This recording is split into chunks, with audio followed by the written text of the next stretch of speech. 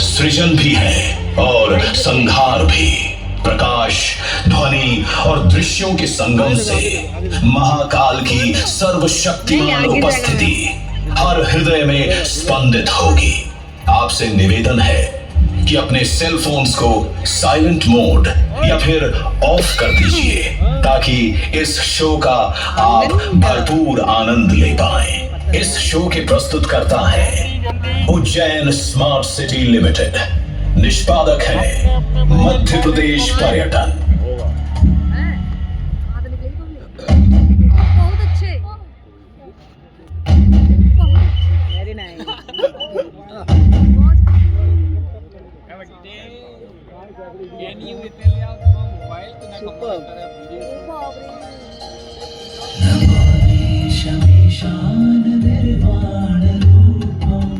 Can you see the vibrance?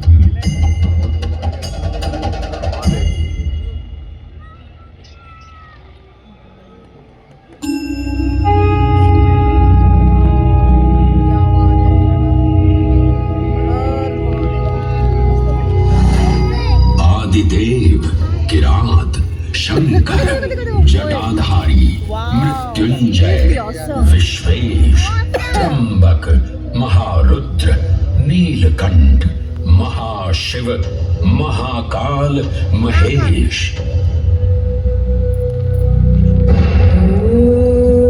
Mahakal जिनके उद्गम से उत्पन्न होती सृष्टि की लय।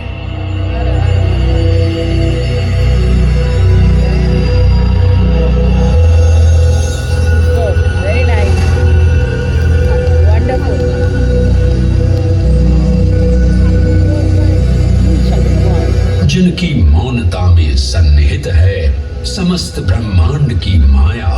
इन महान देव को नमन करने से पूर्व आइए वंदन करें उस रूप को जो स्वयं शिव से पहले पूजित होते हैं, श्री गोपू बालेश्वर। जब एक 5 वर्षीय बालक ने राजा चंद्रसेन को अपनी अमूल्य मणि की रक्षा हेतु महाकाल की उपासना में लीन देखा तो वो भी भक्ति में तल्लीन हो गया। माँ के बार बार बुलाने के बावजूद वो अपनी पूजा में एकाग्र रहा। उसकी श्रद्धा से प्रसन्न होकर भगवान शिव स्वयं उसके घर लिंग के रूप में प्रकट हुए। इस बालक की भक्ति से प्रभावित होकर चंद्रसेन सहित अन्य राजा भी वहां पहुंचे, जहां स्वयं भगवान हनुमान ने भी दर्शन देकर उद्घोष किया कि इसी वंश में नंद जन्म लेंगे, जिनके पुत्र होंगे विष्णु भगवान के अवतार श्री कृष्ण। ये परंपरा न केवल बाल भक्ति की प्रतीक है, बल्कि गुरु शिष्य परंपरा, तांत्रिक साधनाओं और क्रमिक पूजन की विधियों से भी जुड़ी है। मंदिर परिसर में स्थित एक छोटा मंदिर श्री गोपू बालेश्वर महादेव मंदिर आज भी इस घटना की स्मृति को संजोए हुए है। महाकाल जो हर परमाणु और कोशिका में है, हर पल हर क्षण में। महाकाल जो है इस महानगर उज्जैन और नदी शिप्रा के कण कण में। आइए सुने उसी पावन नदी शिप्रा से महादेव की अद्भुत गाथा।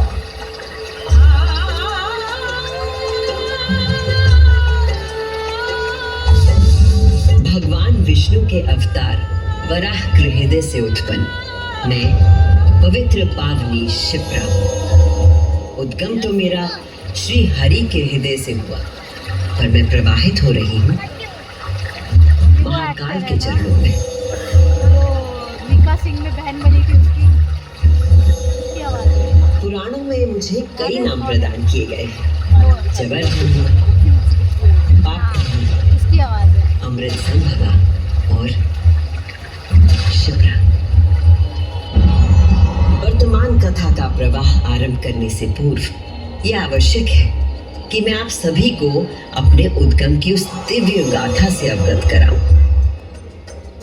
जिसे जानकर आप अचंभित हो जाओगे। मेरा उद्गम ऋषि अत्रि से जुड़ा है।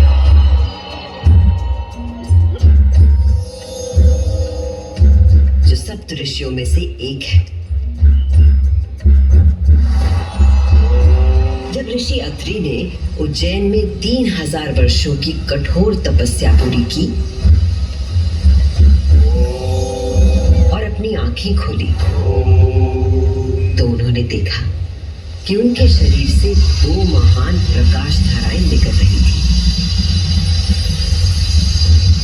पहली धारा आकाश की ओर गई और कहा जाता है कि वो चंद्रमा में परिवर्तित हो गई।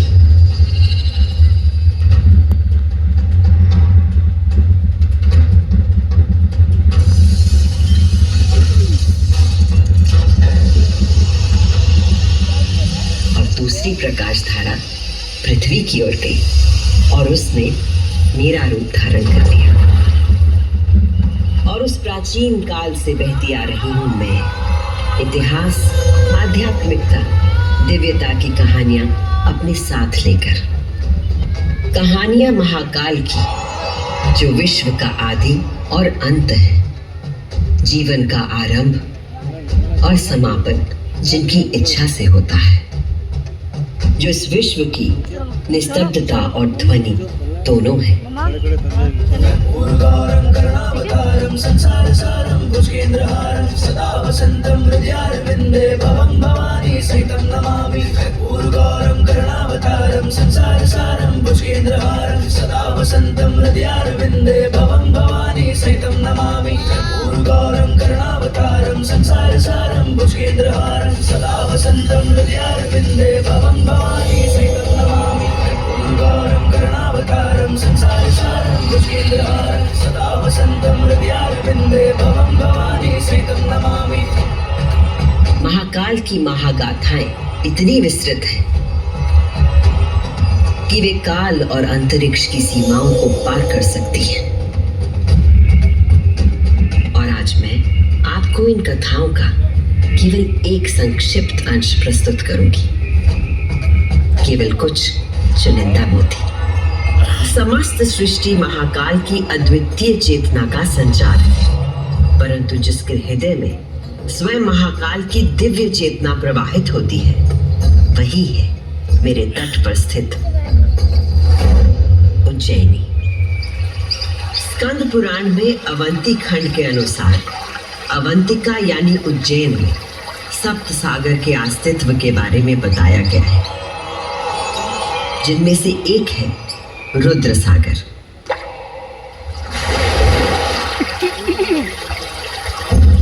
वही रुद्र सागर जहां आज आप सब विराजमान हैं, जहां पर अनादिकाल से ब्रह्म कमल